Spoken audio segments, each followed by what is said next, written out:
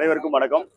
இன்றைக்கு மோடி அரசாங்கம் இயற்றியுள்ள சட்டம் என்பது திருநங்கைகளுக்கு எதிராக அவருடைய உரிமையை பறிக்கக்கூடிய, வாழ்வாதாரத்தை கேள்விக்குறியாக்கக்கூடிய ஒரு சட்டத்தை மோடி அரசாங்கம் நிறைவேற்றியிருக்கிறது.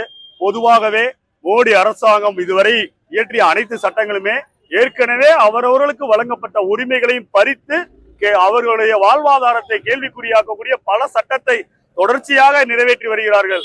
அது கார்பரேட்டுகளுக்கு ஆதரவான பல சட்டங்கள், தொழிலாளர் விரோத சட்டங்களை கார்பரேட்டுகளுக்காக மோடி அரசாங்கம் நிறைவேற்றியது. விவசாய விரோத சட்டத்தை கார்பரேட்டுகளுக்காக நிறைவேற்றியிருக்கிறது.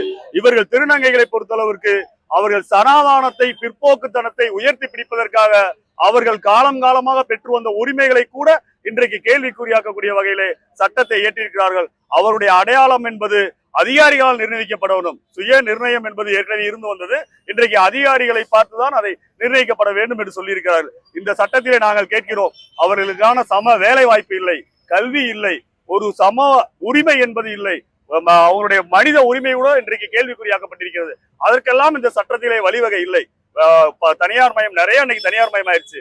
தனியார் துறையில இடஒதுக்கீடு வழங்கலாம், அரசு துறையில இடஒதுக்கீடு வழங்கலாம், வேலை வாய்ப்பு, கல்வி, இப்படி எல்லாமே வழங்குவதை விட்டுவிட்டு அவருடைய அடையாளத்திலே இன்றைக்கு அவர்களை கேள்விக்குறியாக்கக்கூடிய விஷயத்தை மோடி அரசாங்கம் செய்து கொண்டிருக்கிறது.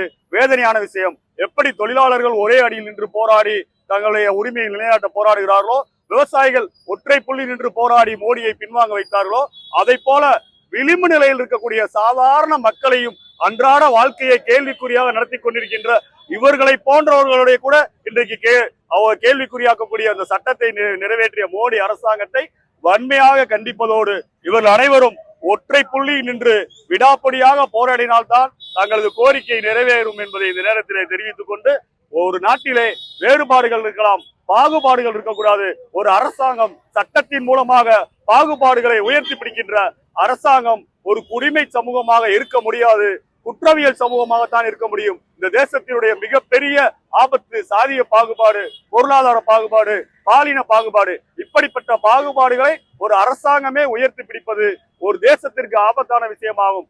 ஆகவே இவர்கள் சமூகத்தில் சமமாக வாழ்வதற்கு, சம உரிமைகளை பெறுவதற்கு அவருடைய மனித உரிமையை இன்றைக்கு கேள்விக்குறியாகிக் கொண்டிருக்கிறது. இவை அனைத்தையும் இவர்கள் போராட்டத்தின் மூலமாகத்தான் வெற்றி பெற முடியும். ஏனென்றால் சட்டத்தின் மூலமாக பறிக்கப்படும் போது போராட்டத்தின் மூலமாகத்தான் வெற்றி காண முடியும் என்பதை தெரிவித்துக் கொண்டு, அவரோடு நாங்கள் அனைவரும், முற்போக்கு இயக்கம், ஜனநாயகவாதிகள் அனைவரும் தோளோடு தோல் நின்று கோரிக்கை நிறைவேறும் வரை, சட்டத்தை பின்வாங்க வைக்கும் வரை போராடுவோம் என்று தெரிவித்துக் கொள்கிறோம். நன்றி.